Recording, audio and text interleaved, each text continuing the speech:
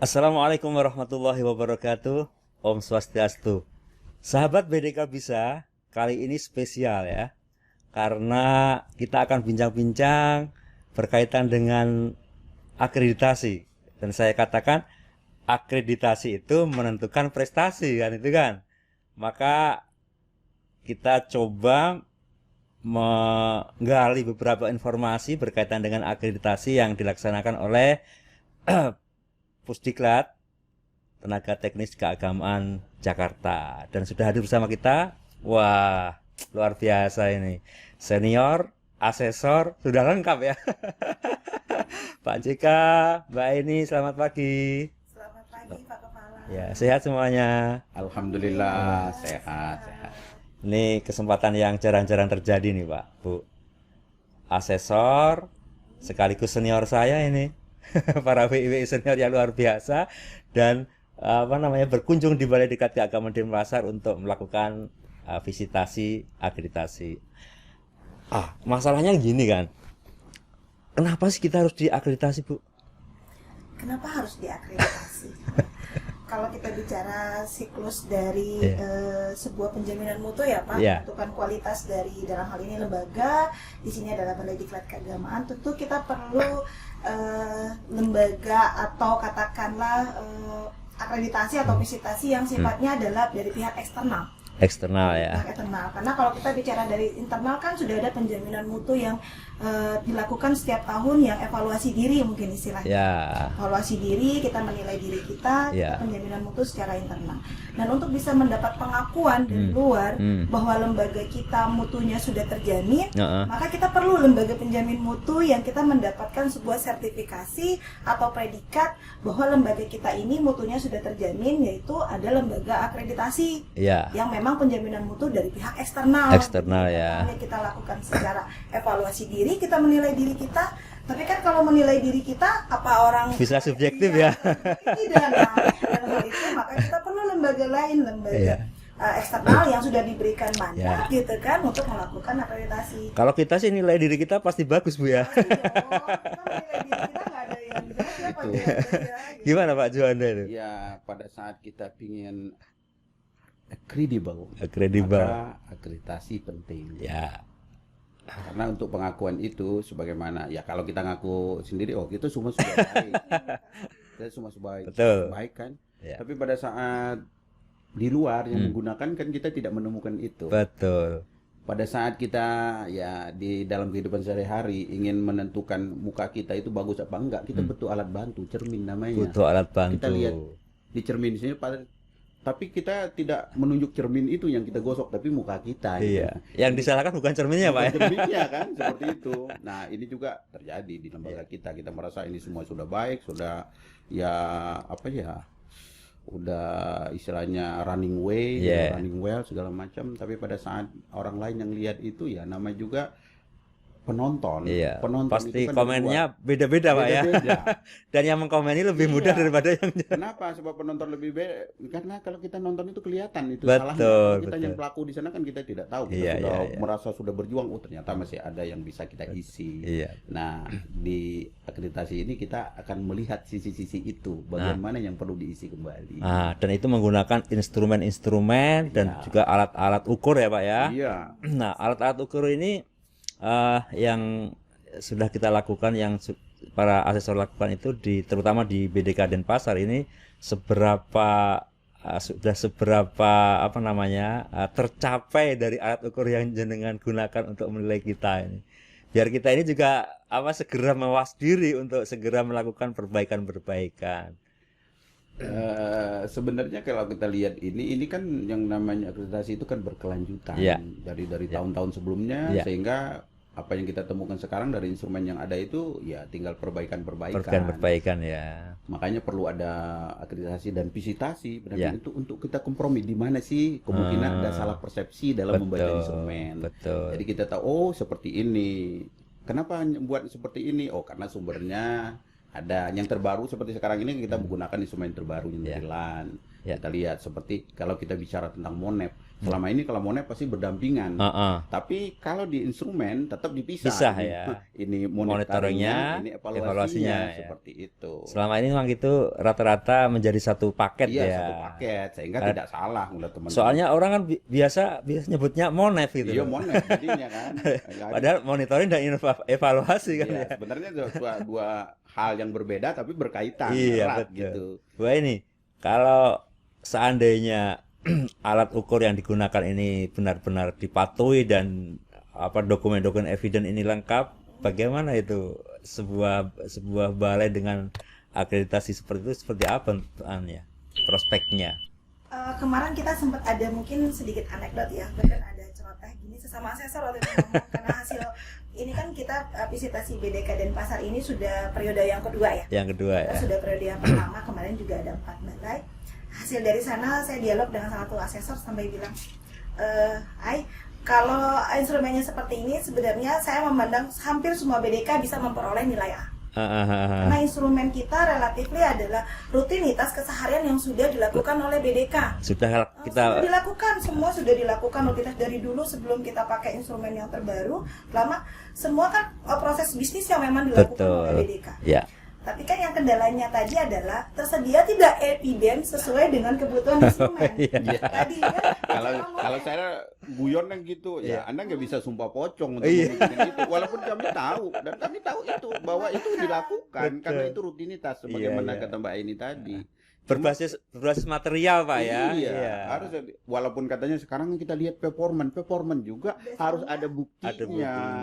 Kita nggak bisa kita bagus banget. Mana buktinya bahwa ente itu bagus? Nggak mungkin kita nongkrong kita 24 jam. Harus ada bukti itu. Memang itu istilahnya kita tidak bisa melakukan sesuatu hanya lewat begitu saja. Semua harus terdokumentasikan dengan baik, harus ditata ya. Bahkan sejak persiapan itu kan ya, pelaksanaan betul. Sampai evaluasi itu ada dokumen-dokumen masing-masing kegiatan sehingga terukur ya. Nah, kalau saya melihat memang akreditasi ini arah kedepannya adalah membangun Balai Diklat sebagai lembaga penyelenggara pelatihan ini menjadi kredibel tadi Pak ya. Sehingga trust dari masyarakat akan lebih baik gitu kan ya. Kalau menurut Bapak Ibu, kira-kira BDK ini ke depan dengan proses akreditasi ini akan seperti apa BDK kita nanti? Apakah sudah layak, sudah menjadi BDK berkelas lah kayak itu? Gimana itu? Kalau saya lihat dari instrumen yang ada saja kan yang terjadi sedikit misunderstanding kan hanya sedikit. Artinya kalau instrumen itu diikuti dan itu bukan hanya sekedar untuk akreditasi tapi merupakan menjadi hal yang rutin dilakukan, saya kira tidak menutup kemungkinan balai kita posisinya bagus terus, kredibel di mata masyarakat. Tapi tadi dengan syarat ini bukan hanya untuk memenuhi evidence, tapi ini sudah merupakan kegiatan. Apapun yang kita lakukan sesuai dengan rule-nya kan kita lakukan. Kemudian jangan lupa apapun sekarang itu, karena kita lihat polisi dimanapun pasti pagi-pagi ngambil bukti fisik kan. Itu bukti fisik kita foto, itu sangat penting sekali. Betul. Jadi artinya tidak menentukan untuk kita lebih bagus lagi. Bukan kalau kata Pak Kepala Balai tadi bukan hanya A+ kita dapatkan. Kalau ini sudah menjadi rutinitas dan udah napas kita seperti itu, bukan hanya untuk dinilai. Sehingga pada saatnya nanti kita tidak perlu lagi ini bahan sudah ada semuanya kita lakukan. Hanya tadi itu seperti yang kita anggap baru penyamaan persepsi. Sebenarnya kita sudah lakukan lakukan ya. Mau ngajar itu kita telaah dulu, ini kurikulum kita telaah. Ini update apa enggak? Cuman enggak didokumentasikan ya. Tidak dokumentasikan. Makanya dengan ada ini kayaknya perlu perlu ada SK. Jadi resmi ini lakukan, bukan karena ngajar kan. Seperti itu. Saya pikir kedepannya kita yakin saya akan menjadi yang lebih baik lagi. Bu Eni gimana Bu? Sebenarnya kan tadi prinsip akreditasi itu kan memang mencatat apa yang dilakukan, melakukan apa yang dicari. Jadi semua terdokumentasi. Kalau kita bicara core bisnis, saya kira Bapak Ibu atau semua BDK lah yang sudah melakukan proses perencanaan, pelaksanaan sampai evaluasi, semua dilakukan. Hanya saja apakah yang dilakukan itu terdokumentasi dengan baik atau tidak. Ya.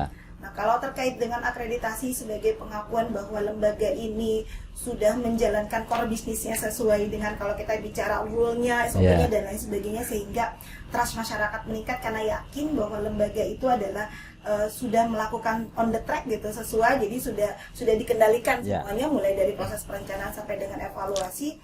Kan saya kira akreditasi menggambarkan itu. Tapi yang lebih besar dari itu adalah setelah akreditasinya. Nah, pasca akreditasi ya. Jadi apakah akreditasi itu cuma sebuah labeling nilai A, oke, terakreditasi terus masyarakat meningkat. Tapi apakah nilai A itu sesuai dengan fakta yang ada di lapangan? Nah, jangan-jangan dokumen pemenuhannya hanya saat pas akreditasi. Itu yang ingin saya tanyakan, Bu. Terjadi nggak selama Bapak Ibu melakukan ASOR di beberapa tempat dokumennya lengkap ini? Jangan-jangan dokumen itu hanya disediakan pada saat kita visitasi. Nah, itu sudah kita minimalisir dengan kita adanya penjaminan mutu yang setiap tahun tak kepala. Jadi sebenarnya akreditasi dengan penjaminan itu relate. Jadi karena nyambung ya. Nyambung. Seperti sekarang nih, bulan ini Balai Diklat Gagaman Denpasar di akreditasi. Next month mungkin bulan depan akan dilakukan penjaminan mutu. Betul. Lihat itu sudah sejauh mana TL dari akreditasinya. Berikutnya pun juga sama. Kita lakukan penjaminan mutu sudah sejauh mana? Apakah konsisten nih menjalankan tadi? Jangan-jangan tadi persepsinya ya dilakukan, tapi balik lagi aku masih seperti yang dulu, tidak terdokumentasi gitu kan. Terus pengelolaan hasil pelatihannya juga cuma hanya untuk menjawab dari temuan akreditasi. Sementara untuk tahun berikutnya udah lupa lagi, nggak hijrah lagi, ibaratnya kan gitu. Jadi itulah kami harapkan bahwa akreditasi dan penjaminan mutu ini relate, sehingga continuous improvement itu terus dilakukan sampai pada akhirnya mendapatkan nilai yang katakanlah sempurna gitu ya. Dan setelah itu kan tetap ada maintenance dan lain sebagainya. Saya kira itu Pak Kepala. Ada after sales service-nya lah. Setelah ada akreditasi ini, kemudian penjaminan mutu setiap tahun dilaksanakan, apakah yang sudah diakreditasikan tersebut dilaksanakan sampai sekian tahun. Sampai berikutnya berjalan berapa tahun? 4 tahun ya? 4 tahun kemudian diakreditasi lagi. Ya sangat sayang kalau misalnya apa yang dilakukan ini hanya untuk memenuhi instrumen itu. Betul. Berarti ya sebagaimana tadi, aku seperti yang dulu pas kita pulang kan, itu mudah-mudahan tidak terjadi lagi seperti itu. Iya. Tapi selama ini sih yang kita temukan itu ya enggak seperti itulah. Ada perbaikan dan harapannya ini jadi kegiatan rutin gitu. Oh, kita sudah lakukan ini, cuma kekurangan kita bukti fisiknya nggak kita siapkan. Jadi yang tadinya hanya ngomong-ngomong biasa, kita sahkan, keluarkan SK-nya gitu. Nah, seperti itu. Jadi nanti kalau terus dilanjutkan, jadi tidak berhenti tim ini sampai di sini, tapi tetap ini untuk perbaikan. Jangan sampai nanti setelah ini ya udah bubar gitu kan, jadi timnya bubar. Sehingga kegiatan kita ini bukan hanya untuk memenuhi karena kedatangan tim visitasi, tapi ini menjadi ya udah napasnya di sini, jadi habitual ya, kebiasaan kita. Saya kira ini terbaik. Catatan yang penting ya, artinya dengan temuan-temuan yang sudah ada dan catatan-catatan yang sudah tersimpan ini, nanti perlu diketahui semua pegawai kayak ini. Perlu diketahui semua pegawai bahwa kita ini sekarang posisinya di mana gitu loh. Bolong-bolong mana yang perlu kita tambah ya, gap-gap mana yang perlu kita segera sesuaikan, sehingga nanti ke depan betul tadi tidak hanya sekedar memenuhi pada saat asesor, tapi menjadi habit. Kalau sudah habit ya kita mau akreditasi kapan saja pun kita siap ya. Dan enggak masalah kan ya. Dan itulah yang nanti di penjaminan mutu, bahwa benar-benar BDK itu bermutu kan gitu ya. Nah, ke depan berarti tentunya yang kita gas adalah bagaimana menciptakan SDM-nya unggul gitu ya. Budaya mutu, menciptakan iklim budaya mutu. Iklim budaya mutu. Melibatkan seluruh komponen lah. Jadi harus tahu ini hasil kita seperti ini. Sebenarnya kita sudah baik sih, cuma hanya kurang menggendut berapa aspek saja, dokumentasinya kurang, kita sudah lakukan gitu. Ya kadang-kadang kalau saya perhatikan memang hasil-hasil seperti itu hanya diketahui oleh tim saja gitu loh, tim saja. Akhirnya yang lainnya tidak merasa memiliki. Iya betul Pak. Gitu. Dikirain tim akreditasi itu hanya bertugas untuk menyelesaikan pada saat ada penilaian dan tidak harus lanjut pada saat pelaksanaan sepanjang tahun kan gitu. Nah harusnya semuanya harus mendukung hasil itu dan semua yang menjadi catatan itu menjadi catatan bersama gitu. Ini saya kira sangat menarik ya, karena dengan judul kita akreditasi itu menentukan prestasi gitu loh. Iya kan, kalau kita pengen berprestasi tentunya akreditasi ini tidak hanya sekedar memenuhi evidence, tapi menjadi habit. Nah, saya terakhir ini Bapak Ibu sekalian, saya mohon saran sekaligus advice lah untuk BDK ini bagaimana menjadi satker yang layak untuk menjadi leading dalam peningkatan kompetensi di Kementerian Agama. Monggo. Ya, untuk sedikit ya, kalau itu menjadikan semacam advice atau gimana ya, ini untuk kita semua sebenarnya. Pertama yang kita lihat di sini tim sudah ada, tim bagus, kerjanya sangat cepat, tapi akan lebih bagus lagi melibatkan semua komponen, sehingga semua komponen yang ada di sini itu merasa oh ini milik kita, ini kegiatan kita, bukan hanya kegiatan tim ini. Dan tadi di situ kan akreditasi menentukan prestasi. Untuk bisa berprestasi itu kredibel di mata yang lain, ya kita juga harus kredibel semua, meningkatkan. Mungkin di sana ini Pak Kepala sudah harus mulai memetakan lagi gitu loh, mana yang harus kita tingkatkan, gimana. Pasti ini kan sudah ketemu, oh ini sudah kalau sini sudah terpenuhi semua, ini apalagi pasti kita harus meningkatkan lagi kan capaian-capaian ke depan gitu loh. Jadi sudah mulai memetakan, walaupun kita tidak tahu Pak Kepala 5 tahun atau berapa tahun di sini kan belum tahu, tapi sudah harus memetakan kira-kira. Angkanya tinggi juga ya. Sudah harus ada. Karena ini capaian kita sini. Oke, ini kita dapat A, ini kita apalagi buat naik, apalagi gitu loh. Ini nggak tim semua. Makanya ya langkah jangka pendeknya sekarang menyampaikan apa sih yang sudah ditemukan. Oh, ternyata kita sudah langkah baik, muji dulu kan gitu. Habis itu baru kita genjot lagi untuk mempertahankan seperti apa dan mempertahankan kalau perlu kita tingkatkan. Saya pikir itu. Terima kasih advice-nya. Saya kira itu sangat penting ya untuk teman-teman ketahui juga nanti di Baridikat ini, biar semuanya kalau bahasa zamannya nyengkuyung ya, semuanya merasa bertanggung jawab terhadap kegiatan kita ini, dan keberhasilan itu tidak mungkin dicapai oleh 1-2 orang saja, tapi keberhasilan adalah bersama ya. Gimana Mbak Aini? Iya, kalau saya lihat sekarang nih BDK Denpasar nih prospeknya besar. Kenapa? Pertama, kepala BDK-nya baru itu milenial. Terus juga di bawahnya pun sama. Milenial semua saya lihat di sini SDM-nya SDM milenial. Saya kira cocok untuk sekarang zaman milenial, kan? Jadi bagaimana nih Pak Kepala tugas beratnya dalam meramu SDM yang sudah membangun sebuah sistem manajemen yang firm gitu ya, manajemen yang di semua lini. Tadi kita merasa memiliki BDK ini bukan cuma milik kepala balai, bukan cuma milik para struktural atau fungsional, tapi semua mulai dari katakanlah satpam sampai dengan Pak Kepalanya merasa memiliki BDK. Kalau sudah memiliki kan everything I do it for you, kan? Kata-kata lelah ketika harus memajukan BDK. Dan yang lebih penting juga adalah bagaimana BDK ini juga bisa memenuhi dari kebutuhan stakeholder. Betul. Jadi melisting bahwa kalau kita bilang jualan kita adalah program pelatihan, bagaimana program pelatihan itu bisa mengakomodir kebutuhan dari stakeholder kita.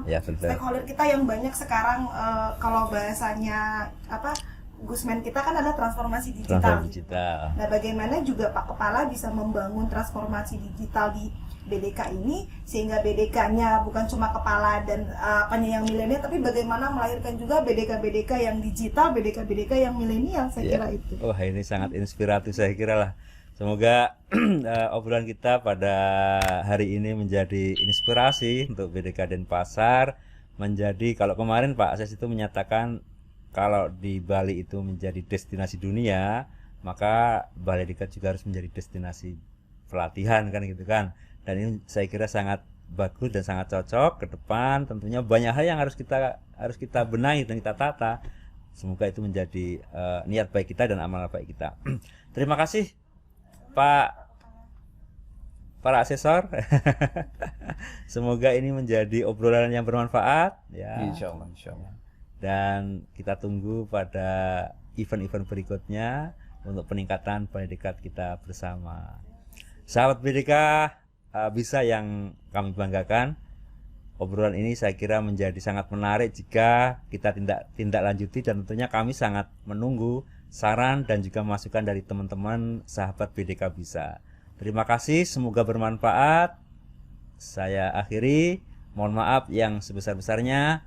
Om Santi Santi Santi Om. Wassalamualaikum warahmatullahi wabarakatuh. Salam sejahtera untuk kita semuanya. Alhamdulillah.